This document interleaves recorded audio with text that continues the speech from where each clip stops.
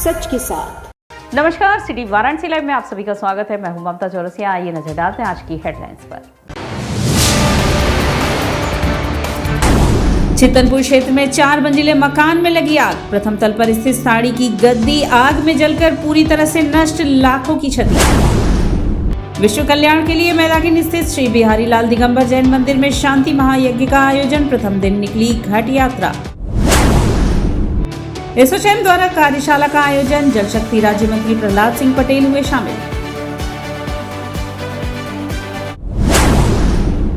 और कंपनी बाग कचहरी में 2 दिवसीय मंडलीय शाक भाजी फल एवं पुष्प प्रदर्शनी का आयोजन। और अब खबरें विस्तार से। एसोचैम द्वारा कार्यशाला का आयोजन हुआ, जिसमें जल शक्ति राज्य मंत्री प्रहलाद सिंह पटेल शामिल हुए। केंद्रीय खाद्य प्रसंस्करण एवं जल शक्ति राज्य मंत्री प्रहलाद सिंह पटेल ने वाराणसी के कैंटोनमेंट स्थित एक होटल में एसोचैम द्वारा आयोजित 1 दिवसीय कार्यशाला में बतौर मुख्य अतिथि विचार व्यक्त करते हुए कहा कि हमारे देश का मूल खान पान मोटे अनाज का ही रहा। यही कारण है कि प्रधानमंत्री नरेंद्र मोदी के आह्वान पर आज संपूर्ण विश्व मिलेट्स को अपनाने के लिए तैयार हो रहा है। उन्होंने कहा कि अब अधिकतर कार्यक्रमों में मिलेट्स बेस्ड खाद्य पदार्थ मुहैया कराए जा रहे हैं। इसके साथ ही साथ विदेश से आने वाले मेहमानों को भी मिलेट्स के खाद्य पदार्थ उपलब्ध कराने की प्रक्रिया चल रही है, जिससे कि उनको अनाज यहाँ का लेकिन स्वाद अपने देश का मिलेगा। उन्होंने कहा कि भारत के जल शक्ति राज्य मंत्री के तौर पर वह सबसे आह्वान करते हैं कि पानी को लोग ज़्यादा से ज़्यादा बचाएं। पानी की बर्बादी आने वाले समय में भयंकर मुसीबत का कारण बनेगी। वैज्ञानिक आधार पर खेती के माध्यम से पानी को बचाया जा सकता है। इसके अलावा दैनिक दिनचर्या में भी पानी की खपत को हमको क्रमशः कम करना होगा।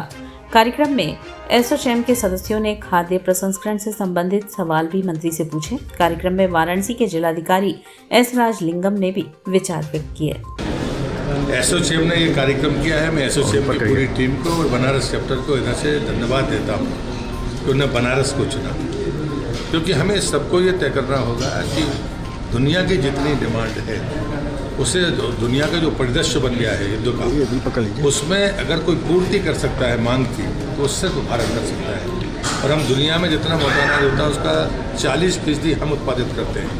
हमारा जो भोजन का तरीका था वो मिलेट्स बेस्ड ही था। हम डाइवर्ट हुए, लेकिन अब दुनिया डाइवर्ट हो रही है हमारे मूल खाने की तरफ। और इसलिए मैं मानता हूं कि एसोचैम एक इंडस्ट्री का प्लेटफॉर्म है और उसमें हमारे तमाम एपिडा के, हमारे FSSAI के तमाम ऑफिशियल्स भी आए, जिन बातों को लेकर कई बार लगता था कि ये हमारे असहयोग तो नहीं करेंगे। आज मोदी जी के नेतृत्व में वो सारे लोग सहयोग करने के लिए तत्पर हैं। चितनपुरा क्षेत्र में 4 मंजिले मकान में आग लगने से अफरा तफरी मच गई। आदमपुर थाना के चितनपुर क्षेत्र में शनिवार की सुबह 4 मंजिले मकान के प्रथम तल पर साड़ी की गद्दी में भीषण आग से अफरा तफरी मच गई। आग लगते ही परिवार के लोगों की चीख पुकार सुनकर आसपास के लोग मदद के लिए जुट गए। इन लोगों द्वारा दिए गए सूचना पर फायर ब्रिगेड की टीम मौके पर पहुंच गई और करीब 2 घंटे के प्रयास में आग पर काबू पाया जा सका। इस दौरान लाखों के सामान आदि जलकर नष्ट हो गए। चितनपुरा में मियाज अहमद का 4 मंजिला मकान है। भूतल व प्रथम तल पर उनकी साड़ी की गद्दी है। तीसरे और चौथे तल पर उनका परिवार रहता है। प्रथम तल पर आग लगने के बाद धुआं दिखा तो परिजन नीचे आए, देखा कि आग की लपटें उठ रही हैं। यह देखते ही परिवार वाले बचाओ बचाओ के शोर मचाते हुए आसपास के लोगों से मदद की गुहार करने लगे। शोर सुनकर आसपास के लोग जुट गए।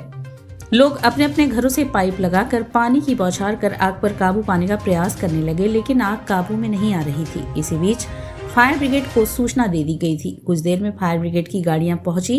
काफी मशक्कत के बाद 4 गाड़ियों ने करीब 2 घंटे में आग पर काबू पाया। शॉर्ट सर्किट से ये आग लगी है। तकरीबन सुबह 5 सवा 5 बजे का ये वाकया है और तुरंत जो है मोहल्ले के लोगों से जब बचाव बचाव की आवाज़ आई तो मोहल्ले के लोगों ने जो है बड़ी मेहनत मशक्कत करके हर मकान से पानी की पाइप लगा के आग को बुझाने की कोशिश की। तो कितनी गाड़ियाँ आई दमकल की? और देखिए दमकल की गाड़ी आने में तकरीबन 1 घंटा लेट हो गया, क्योंकि रास्ता यहाँ का चौड़ा नहीं है। और गाड़ी आगे आके फंस गई। फिर भी 4 गाड़ियाँ आई हैं और उन चारों गाड़ियों से छोटी गाड़ी में, फायर की छोटी गाड़ी में पानी को ट्रांसफ़र करके यहाँ तक पानी को पहुँचाया गया है। तब जाके कहीं घंटे भर की मशक्क़त के बाद आग पर काबू पाया गया। कितने फ्लोर का ये मकान है और क्या क्या अंदर कार्य होता है? ये 4 फ्लोर का मकान है। पहले फ्लोर पे गद्दी है और उसके ऊपर जो है रिहाइश है। दोनों फर्स्ट फ्लोर और सेकंड फ्लोर पर नुकसान काफ़ी हुआ है। किस फ्लोर से आग स्टार्ट हुआ है? फर्स्ट फ्लोर से। फर्स्ट फ्लोर से। जी। क्या अनुमान लगा सकते हो कि कितने का नुकसान हुआ होगा? देखिए ये तो ऑनर ही बता सकते हैं, लेकिन फिर भी हम लोगों का जो आंकड़ा है 20, 25, 30 जो भी लाख का नुकसान हुआ, क्योंकि पूरा गद्दी माल से भरा हुआ था। तो नुकसान तो काफ़ी हुआ है। हरिश्चंद्र कॉलेज में छात्र संघ चुनाव के लिए भूख हड़ताल पर बैठे छात्रों में से 3 छात्रों की हालत बिगड़ चुकी है। हरिश्चंद्र डिग्री कॉलेज के छात्र संघ चुनाव के लिए पिछले कई दिनों से आंदोलनरत हैं। इस आंदोलन के तहत वे पिछले 4 दिनों से भूख हड़ताल पर बैठे थे। आज शनिवार को भूख हड़ताल पर बैठे छात्रों में से 3 की अचानक तबीयत बिगड़ गई। सूचना मिलने पर कोतवाली पुलिस मौके पर पहुंची और छात्रों को अपना उपचार कराने के लिए समझाया। चुनाव अधिकारी अशोक सिंह ने चिकित्सक सेवा की व्यवस्था की। जांच कराने पर पता चला कि रवि गुप्ता और राहुल सिंह की स्थिति सही नहीं है और उन्हें अस्पताल में एडमिट होने की सलाह दी गई। एम्बुलेंस द्वारा जिला मंडलीय चिकित्सालय में दोनों को भर्ती कराया गया। जब छात्रों की स्थिति के बारे में पता चला तो हमने यहाँ से लोगों की टीम भेजी डॉक्टर्स की, और उसमें हमारे यहाँ के जो फिजिशियन है डॉक्टर निशांत चौधरी उस टीम को लीड कर रहे थे। डॉक्टर निशांत चौधरी को मैंने भेजा और डॉक्टर निशांत चौधरी ने जाकर उनको बच्चों को देखा, और उसमें से एक जो था रवि गुप्ता, और उसकी स्थिति अच्छी नहीं थी, तो उसको हम लोगों ने एडवाइस किया कि आप हॉस्पिटल में एडमिट हो जाएं, और उनको जो टीम गई थी वो अपने साथ लेते आई, उनको हॉस्पिटल में एडमिट करा दिया गया है। उनके जो स्थिति थी कि बुखार तो नहीं था, लेकिन उनको वीकनेस था, पेट में जलन था, कमज़ोरी बहुत थी, और यहाँ तक था कि वो यूरिन का सैंपल भी देने लगे, इसके कहीं जाके यूरिन कलेक्ट करने, हाँ उसमें भी दिक्कत थी उनको, तो उनको एडवाइस किया गया, तो और उनको लाकर हॉस्पिटल में हम लोगों ने एडमिट कर दिया। उनका इलाज चल रहा है और वो जितना देर हुआ उसमें पहले से बेहतर है। राहुल सिंह की भी स्थिति थोड़ा सा, राहुल सिंह की भी स्थिति अच्छी नहीं थी, उनको भी एडवाइस किया गया है, और जैसा मुझे पता चला कि एम्बुलेंस उस समय जगह नहीं थी, तो हमने एम्बुलेंस दोबारा भेजा है। एम्बुलेंस में लोग गए हैं, उनको भी हम लोग लेकर आ रहे हैं। क्या स्थिति है इनकी लोगों की? ठीक है। हाँ, जब से उनका इलाज चला उसके बाद से वो लोग कम से कम मेरे यहाँ से जब से आए हैं तो पहले से उनकी स्थिति अच्छी हुई। कंपनी बाग कचहरी में 2 दिवसीय मंडलीय शाक भाजी फल एवं पुष्प प्रदर्शनी का आयोजन हुआ। राजकीय अलंकृत उद्यान कंपनी बाग कचहरी के प्रांगण में आयोजित 2 दिवसीय मंडलीय शाक भाजी फल एवं पुष्प प्रदर्शनी का आयोजन हुआ, जिसका उद्घाटन स्टाम्प मंत्री रविंद्र जायसवाल राज्य मंत्री द्वारा किया गया।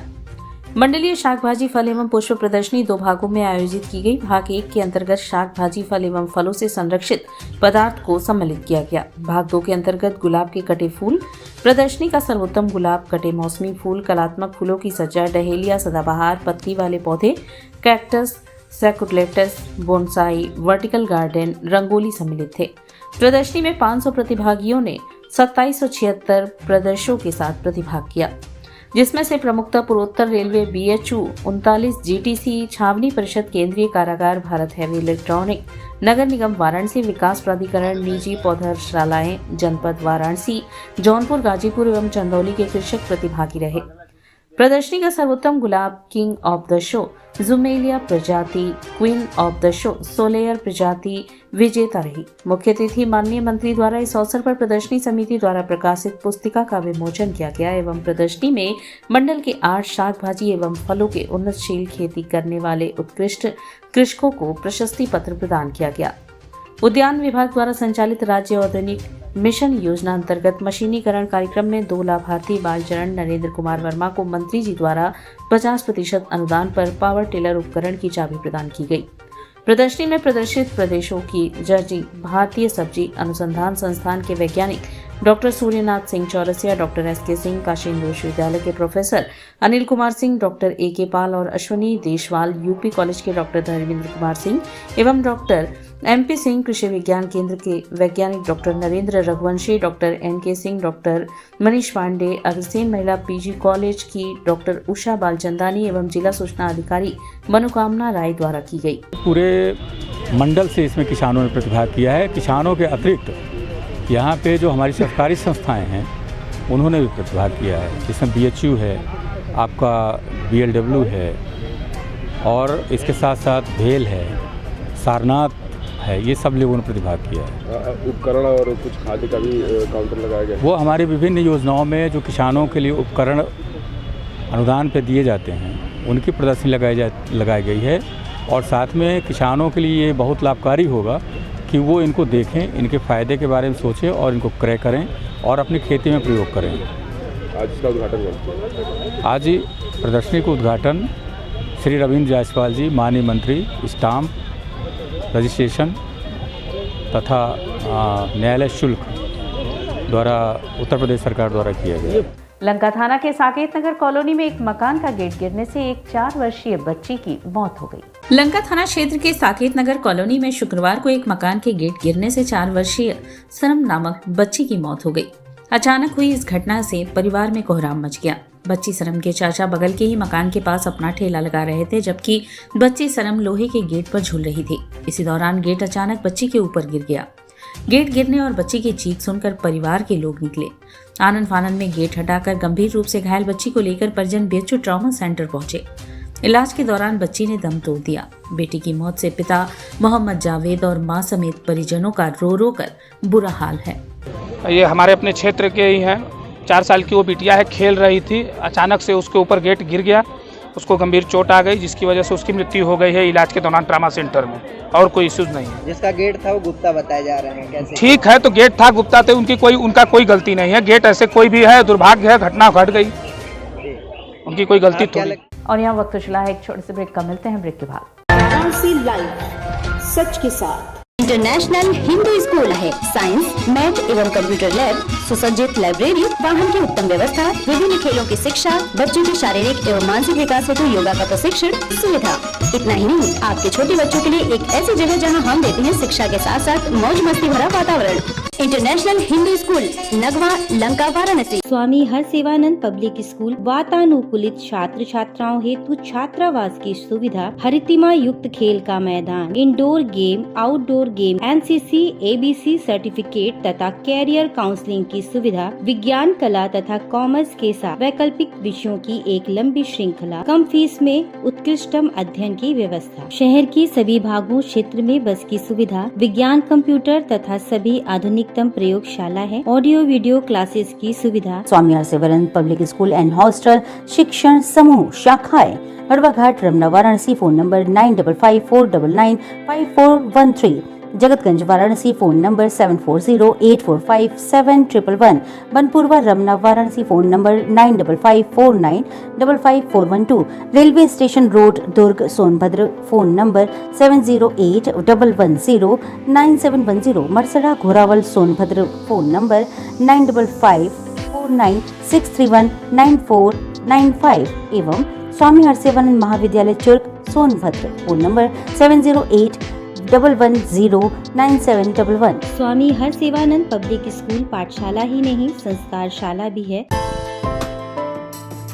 बाल विद्यालय माध्यमिक स्कूल मां गंगा के तट पर स्थित एक उत्कृष्ट स्कूल, LKG से क्लास 12 तक, affiliated to CBSE new Delhi, state of the art computer lab, बच्चों के खेलने कूदने की उचित व्यवस्था, smart classes for better understanding, बच्चों को खेलने एवं कल्चरल एक्टिविटीज के लिए एक विशाल ग्राउंड एवं स्टेज, फिजिक्स का प्रैक्टिकल, उत्कृष्ट केमिस्ट्री लैब, संगीत की कक्षाएं, खेल कूद की व्यवस्था जैसे बास्केटबॉल इत्यादि, योग्य शिक्षकों एवं शिक्षिकाओं द्वारा पठन पाठन की व्यवस्था, उत्कृष्ट ट्रांसपोर्ट की उचित व्यवस्था।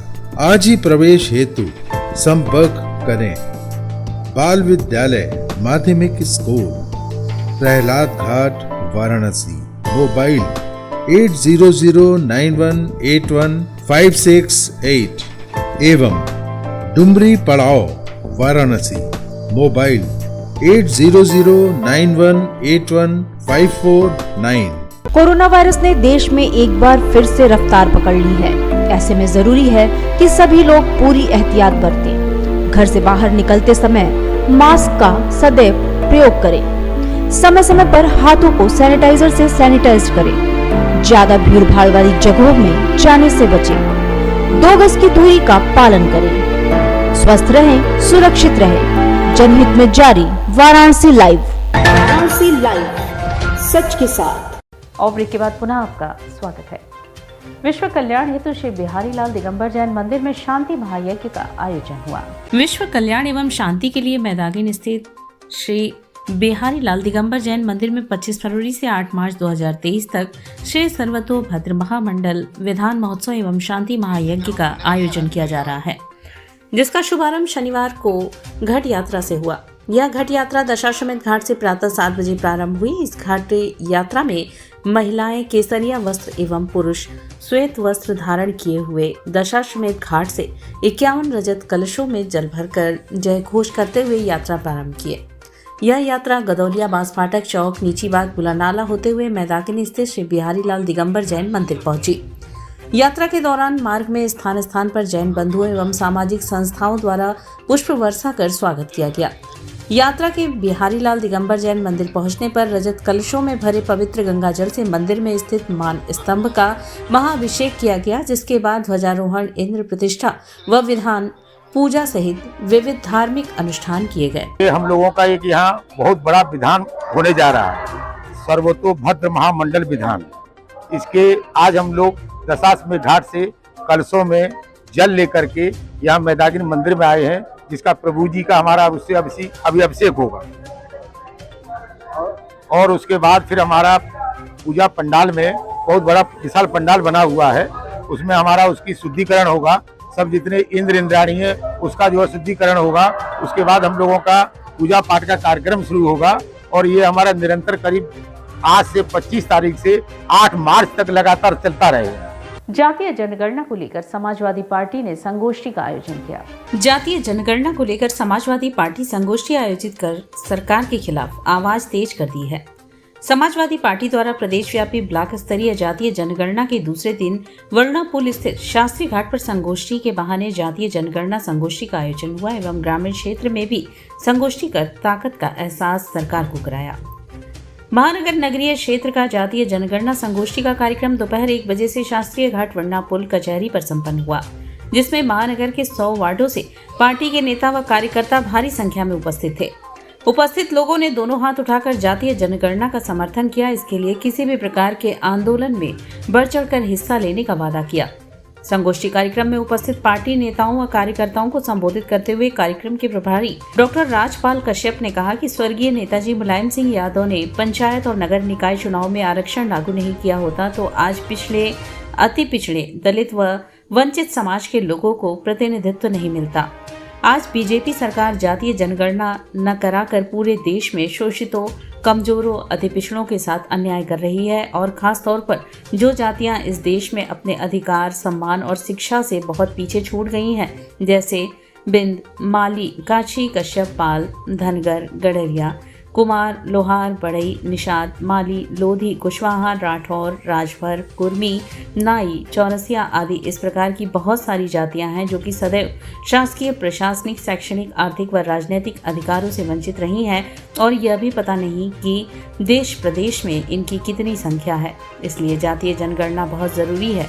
बीजेपी द्वारा लगातार आरक्षण व्यवस्था को खत्म करने का प्रयास किया जा रहा है।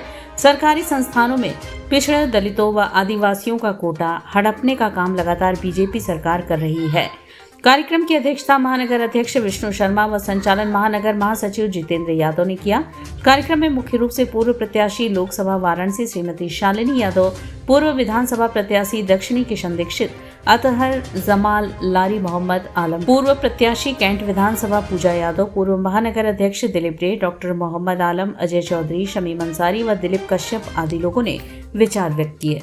वर्षों से जो एक मांग हो रही है कि जो जनगणना है भारत की, उसको जातिगत के आधार पर उसको किया जाना चाहिए, क्योंकि जो पिछली जातिगत जनगणना हुई थी वो 1931 में हुई थी और आप देख रहे हैं कि इन वर्षों में भारत की आबादी 100 करोड़ की वृद्धि हुई है उसमें, लेकिन आज भी उसी अनुपात में 90 वर्ष पहले के पिछड़ों की जो गणना की जा रही है। तो जो भी भारतीय संविधान ने जो अशक्त और कमज़ोर लोगों को जो प्रावधान दिया है कि उनकी सामाजिक सुरक्षा, उनको संसाधन और प्रोत्साहन जो मिलना चाहिए था वो उनको नहीं मिल रहा है और उसको उनके हक से वंचित कर दिया गया है। इसीलिए आज समाजवादी पार्टी ये मांग कर रही है कि जातिगत जनगणना को किया जाना चाहिए, सरकार इसको करे और जो हमारे निर्बल और अशक्त लोग हैं उनको मुख्य धारा में लाया जा सके।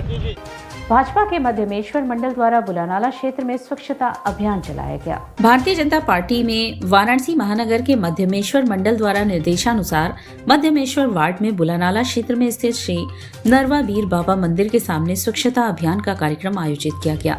इस कार्यक्रम की अध्यक्षता कर रहे शिवांशु यादव ने बताया कि आसपास दवा, साड़ी जैसे अन्य उत्पादों की थोक मंडी होने के बावजूद भी उचित दूरी पर शौचालय न होने के कारण मंदिर के ठीक सामने ही अघोषित मूत्रालय एवं कूड़ाखाना बन चुका स्थल को स्थानीय सुपरवाइजर के सहयोग से मलबा एवं अपशिष्ट हटवाया गया था एवं आज उसी स्थान पर जन जागरण के लिए संगठन एवं स्थानीय बंधुओं के सहयोग से भाजपा वाराणसी महानगर मध्यमेश्वर मंडल के अंतर्गत स्वच्छता अभियान चलाया गया, जिसमें मध्यमेश्वर मंडल के वार्ड संयोजक संतोष यादव, मंगल जायसवाल, राजेश अहिर, पारसनाथ यादव, पप्पू, अशोक यादव, डुल्ली, दिनेश यादव, पप्पू, बच्चन यादव, प्रशांत यादव, पिंटू समेत समस्त सम्मानित स्थानीय बंधुगण एवं कार्यकर्ता बंधु उपस्थित रहे।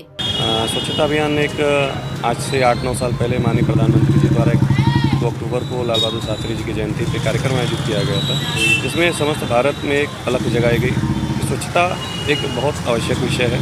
इसमें हम सभी को विचार ही नहीं है, अपितु मैदान में आकर के उसे हर जगह अपने, चाहे सार्वजनिक स्थल हो, चाहे क्रीड़ा स्थल हो, हर जगह जाकर के स्वच्छता का एक विषय ज़रूर एक जागृत करने की आवश्यकता है।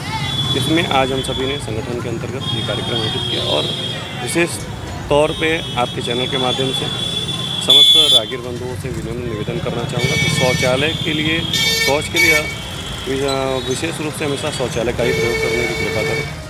विद्यापीठ समाजशास्त्र विभाग में सांस्कृतिक कार्यक्रम आरंभ का आयोजन हुआ। शनिवार को समाजशास्त्र परिषद महात्मा गांधी काशी विद्यापीठ वाराणसी द्वारा आरंभ कार्यक्रम का आयोजन किया गया। इस कार्यक्रम में एमए समाजशास्त्र तृतीय सेमेस्टर के विद्यार्थियों द्वारा एमए प्रथम सेमेस्टर समाजशास्त्र के विद्यार्थियों का स्वागत किया गया। इस दौरान विद्यार्थियों द्वारा विभिन्न प्रकार के सांस्कृतिक कार्यक्रमों का आयोजन किया गया। विभागाध्यक्ष प्रोफेसर रेखा के नेतृत्व में निर्णायक मंडल द्वारा पुरस्कारों का वितरण किया गया, जिसमें mister fresher Shivam Kumar Pandey, miss fresher Swastika Srivastava को चुना गया। इस कार्यक्रम के मुख्य अतिथि पूर्व विभागाध्यक्ष प्रोफेसर रवि प्रकाश पांडे, विशिष्ट अतिथि professor Amita Singh, professor TV Singh, doctor Saumya Yadav, doctor JP Yadav, doctor Ashok Srivastava, doctor Surendra Kumar, doctor Manisha Devi, doctor Sanjay Sonkar, doctor Chandrashekhar, Satish Gautam, Neha Bharatiya, Jyoti, प्रीति, सानिया शर्मा, निकिता सिंह, शिवा सिंह, युगल चंद, अंजलि, प्रमोद मौर्य सहित सैकड़ों छात्र छात्राएं उपस्थित रहे। महात्मा गांधी काशी विद्यापीठ में एक पुरानी परंपरा रही है कि जो नए प्रवेशी छात्र होते हैं, जो विद्यापीठ में प्रवेश करते हैं, तो जो उनके सीनियर छात्र हैं, जैसे फर्स्ट सेमेस्टर के जो छात्र हैं, उनके थर्ड सेमेस्टर के जो छात्र हैं, उनका स्वागत करते हैं। वेलकम पार्टी कह लीजिए या फ्रेशर्स पार्टी, उसको अभी वर्तमान में नाम दिया गया है। ये फ्रेशर्स पार्टी उनकी चल रही है। फ्रेशर्स पार्टी इस समय 3 संकाय में चल रही है आज के समय में। एक तो समाज विज्ञान संकाय के समाजशास्त्र विभाग में आज है, दूसरा वाणिज्य भवन में जो एमकॉम के छात्र हैं उन्होंने अपने जूनियर को दिया है, तीसरा मानविकी संकाय में मास काम पत्रकारिता विभाग जो है, मास काम के छात्रों ने अपने जूनियर छात्रों को फ्रेशर्स पार्टी दिया है। 3 विभाग हुए। एक वाणिज्य संकाय के देखिए, उसमें एक होता है कि शैक्षणिक, वहाँ के जो हेड होते हैं, डीन होते हैं, बच्चों को आशीर्वाद देते हैं और उनका परिसर में आने के लिए एक तरह से स्वागत भी करते हैं और कहते हैं कि आप परिसर की गरिमा को बनाए रखिए, पठन पाठन को अच्छा करिए, विद्यापीठ का नाम आगे तक बढ़ाइए। ये आशीर्वाद के रूप में देते हैं और वहाँ के जो उनके सीनियर होते हैं कल्चरल प्रोग्राम के माध्यम से उनका स्वागत करते हैं। और इसी के साथ सिटी वाराणसी लाइव का यह प्रसारण यहीं समाप्त होता है। ममता चौरसिया को दे इजाजत। नमस्कार।